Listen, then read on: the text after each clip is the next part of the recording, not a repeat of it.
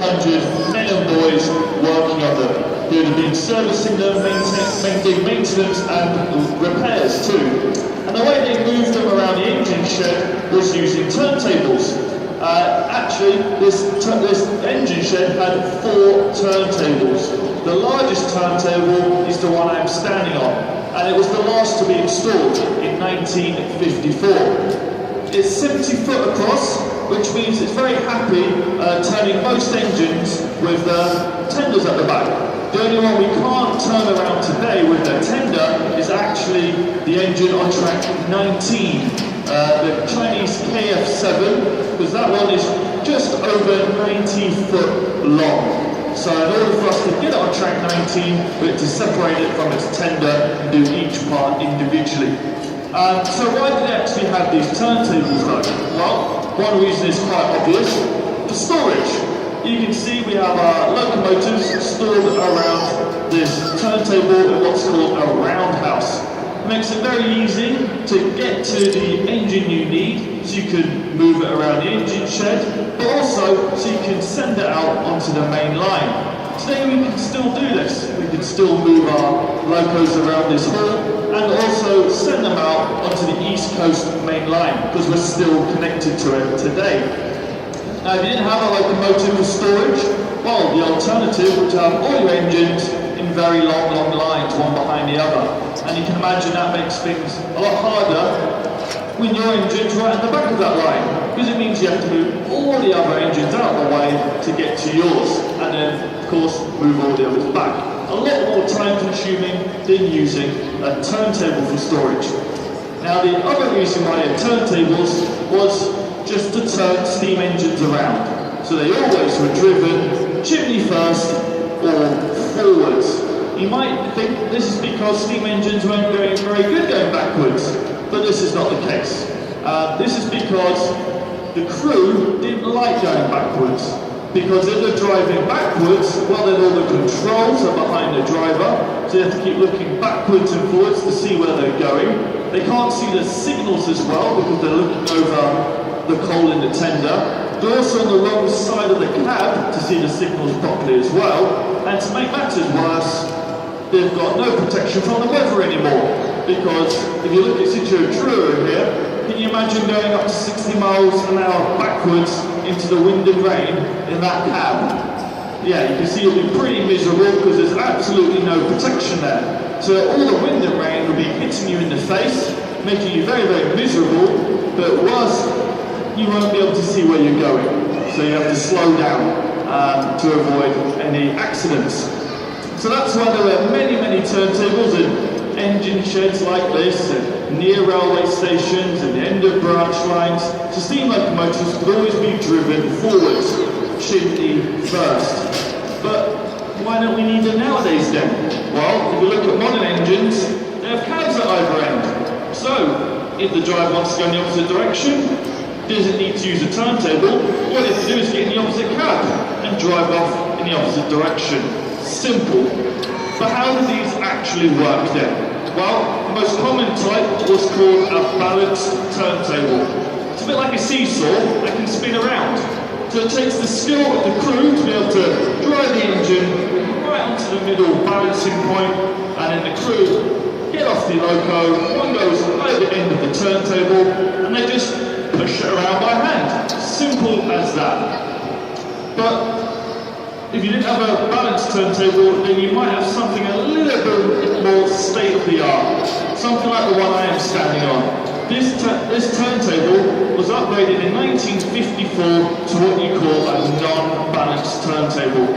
This was really state-of-the-art in its time, because this was powered by electricity and could do a full rotation in just over a minute and a half, which was pretty quick. But there is a backup system, just in case we have a power cut, and that backup system today is actually called Rosie, and she can actually hand wind the turntable around using that hand winding mechanism over there. But it'll take a little bit more than a minute and a half to do a full rotation, probably about half an hour or more, and she'll definitely need a couple of breaks and a good old rest at the end, because it is tough work. Normally you'd have 2 people winding it around. So that's how turntable. First thing Rosie needs to do for us is unlock us from inside the turntable walls. There you go, unlocked, we're free to move. Let's see if we have electricity. That's a good noise, we do have electricity. Now as I said, in 1954 this was state-of-the-art for turntables. Unfortunately, it doesn't have state-of-the-art brakes, so we cannot do an emergency stop if we wish. So in the interest of health and safety, please make sure you're not leaning on the barriers. Certainly make sure you're not leaning anything over the barriers as well. So never leaning on the barriers, please do not lean over the barriers. I'll do a quick check and then we'll set off.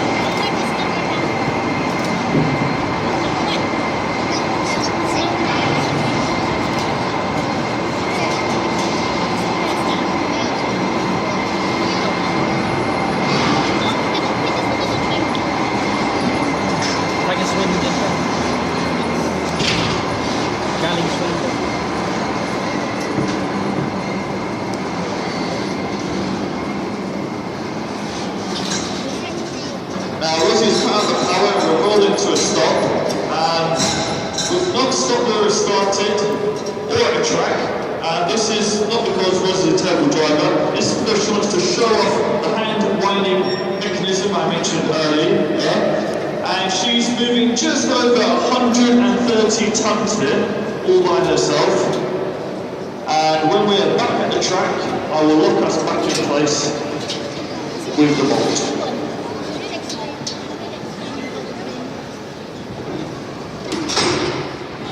And with that, we're back in position. I think Rosie deserves a big round of applause.